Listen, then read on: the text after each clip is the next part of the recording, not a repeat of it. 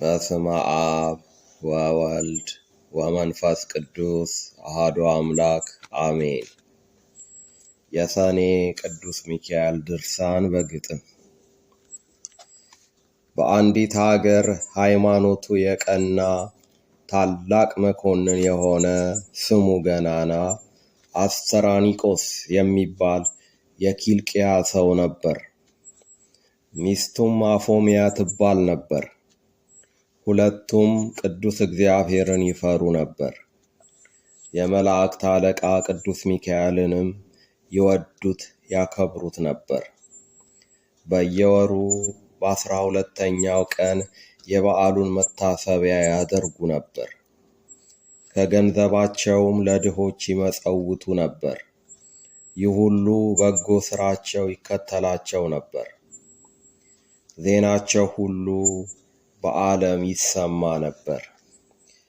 እኛ የእምነታቸውን ጥንካሬ ለመግለጽ ቢያጥረንም ቃል ጥቂት ካነበብነው ለእናንተ ብናካፍል ደስ ይለናል።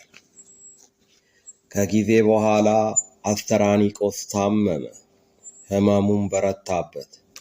አፎሚያም ታላቅ የሆነ ድንጋጤ ሞላባት። አስተራኒቆስንም በእንባ አንተ ከሌለ በሕይወት ትርጉም አልባ ነው የኔ ሕይወት፣ ቀሪውን ዘመኔን በእርሱ እንድጽናናበት የቅዱስ ሚካኤልን ስዕል አስለ ስጠኝ ሳለ በሕይወት ብላ ጠየቀችው። ግድ ሲሆንባት መለየት። እርሱም በገበታ ሰጣት አስሎ መማፀኛ እንዲሆናት። ልጅ አልነበራቸውምና የሚስቱን አደራ የሚቀበል ይህን አደረገ ትእዛዟን በመቀበል። እርሱም አለፈ እየተማጸነ በቅዱስ ሚካኤል። አፎሚያ በዚህ ዓለም ስትኖር ተጽናንታ ዝክሩን ሁሉ ሳታስታጉል ትከውን ነበር ተግታ። ታምና በቅዱስ ሚካኤል ይህንን ያየ የሰማ ጠላት አንጀቱ አሮ ቢቃጠል በብዙ ባልቴቶች ተመስሎ ከበራፏ ተቀምጦ ሊያስታት ሄደ በቃል። አፎሚያ እንዳየቻቸው ሰላምታ ሰጠቻቸው። ወደ ቤት እንዲገቡ እየጋበዘቻቸው ወንዶች ካሉ መሃላችሁ መግባት እንደማይችሉ ነግራቸው ኑ ግቡና ከቤት እንጸልይ አለቻቸው። የቅዱስ ሚካኤል ስሙን ስታነሳ ሰይጣን ተቆጥቶ አገሳ። እኛ ከስፍራችን ጸልየናል፣ ላንቺም ጸልየናል፣ ደግሞ አንጸልይም ካንቺ ቤት። ይልቁንም ስሚ ልምከርሽ፣ ሴት ባሏ ከሞተባት ምንም አይኖራትም ጸጋና በረከት። ታላቁ ንጉሥ አኖሬዎስ ሚስቱ ስለሞተችበት እርሱ ወደ አንቺ ልኮኛል። እባክሽን ሁኚው ሚስት፣ በመንግስቱ ትነግሻለሽ፣ ታበሪያለሽ በሰው ፊት። ለምን ትኖሪያለሽ ይህንን መልክ ይዘሽ በብቸኝነት? አፎሚያም እንዲህ አለችው፣ አባ ቆብህ መልካም ነው፣ ነገርህ ግን ምክርህ የከፋ ነው። ቆይ ትሳለሙት ዘንድ ብላ ስዕለ ቅዱስ ሚካኤልን ብታመጣላቸው የገበታ ስዕሉን ጠፉ ካጠገቧ ሁሉም ብን ብለው። ሰይጣንም መለስ ብሎ እንዲህ አላት፣ ላስትሽ በነገሬም ላጠምድሽ ወደ አንቺ በጥበብ መጥቼ ነበር በእውነት።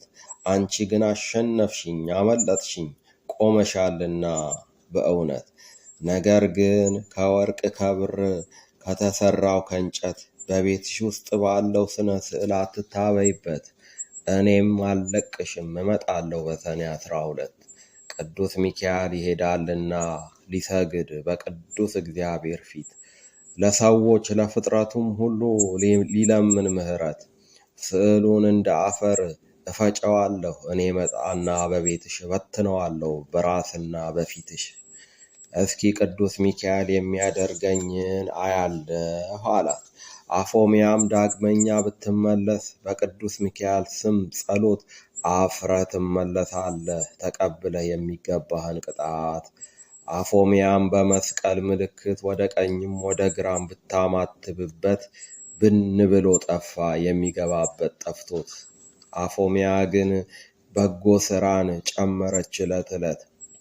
ከ3 ወር በኋላ በሰኔ 12 በቅዱስ ሚካኤል ክብረ በዓል ዕለት ዲያብሎስ እንደገና በአስኬማ መላእክት ቅዱስ ሚካኤልን መስሎ መጣ ወደ ቤቷ በሌሊት። በትር በእጁ የያዘው የወርቅ ነበር። የመስቀል ምልክት ግን አልነበረበትም በዚያ በትር። ከቤቷ ገብቶ እንዲህ አላት፣ አፎምያ ሆይ ቸራለሽን? ወደ ቅዱስ እግዚአብሔር ዕጣንሽ፣ ጸሎትሽ፣ በጎ ሥራሽ ደረሰ። ፍጹም ደስ ይበልሽ። ስለ ሥራሽ ባለ ዘመንሽ ሁሉ ተልኬያለሁ እንድጠብቅሽ። አፎምያም አንተ ማነህ? ስምህስ ማነው? አለችው። እኔ ቅዱስ ሚካኤል ነኝ። በዚች ቀን ቅዱስ ሚካኤል ወደ አንቺ አይመጣም፣ እርሱ ምሕረትን ይለምን ዘንድ ወደ ቅዱስ እግዚአብሔር ዙፋን ይሄዳልና ሊሰግድ ብሎ ዲያብሎስ ሲከራከርሽ ሰምቻለሁ። ስለዚህም እንዳይበረታታብሽ አንቺን ለመርዳት ከሰማይ መጣሁ። አሁንም አንቺ ለእኔ ልትሰግጂ ይገባሻል። መላእክቶቼን ትቼ አድንሽ ዘንድ ወደ አንቺ መጥቻለሁ አላት። እርሷም አንተ ቅዱስ ሚካኤል ከሆንክ በእኔ ቤት እንዳለው ቅዱስ ሚካኤል ስዕል በትርህ መስቀል ያለበት ወዴት አለ? አለችው። ዲያብሎስም እንዲህ አይደለም፣ በእኛ በመላእክት እንዲህ ያለ ምልክት የለም። አፎምያም ንጉሥ ማኅተም የሌለው ደብዳቤ ቢልክ የሚያምነው የለም። ከሰማይ በወረደ ጊዜ እንደዚሁ መላእክትም የመስቀል ምልክት የሌለውን ይህስ መልአክ አይደለም ብለው ይንቁታል እንጂ አይቀበሉትም። አፎምያም ትሳለመው ዘንድ የቅዱስ ሚካኤል ስዕል ላምጣልህ አለችው። ወዲያውኑ የክፉ ዲያብሎስ ፊት ተለውጦ እንደ ጨለማ ተራራ ሆነ። ዓይኖቹም እንደሚነድ እሳት፣ አፉም ጨለማ እንደሞላበት ታላቅ ገደል ሆነ። ቅድስት አፎምያም ሰይጣንን እንዲህ ስትከራከረው ሊያሸንፋት ባልቻለ ጊዜ አንቆ ያዛት ጉሮሮዋን። ቅዱስ ሚካኤል አባቴ ድረስልኝ ብላ በጭንቅ ብትጠራው ብርሃን ለብሶ ብርሃን ተጎናጽፎ በታላቅ ክብር ወርዶ አስጣላት ከሰይጣን። እርሱንም አንቆ ያዘው። ሰይጣንም ምር ያለ አስምሎ አስገዝቶ አባረረው። ከዚህ በኋላ ቅድስት አፎምያ ያላትን ገንዘብ ሁሉ ለድሆች መጸወተች። ሀብት ንብረቷን ሁሉ ለኤጲስቆጶሱ ድሆችን እንዲረዳበት ሰጠች።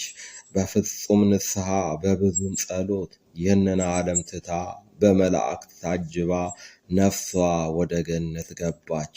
ያ የገበታ ቅዱስ ሚካኤል ስዕልም በቅዱስ ሚካኤል ቤተ ክርስቲያን ብዙ ታላላቅ ተአምራትን እያደረገ ድውያንን እየፈወሰ ይኖራል።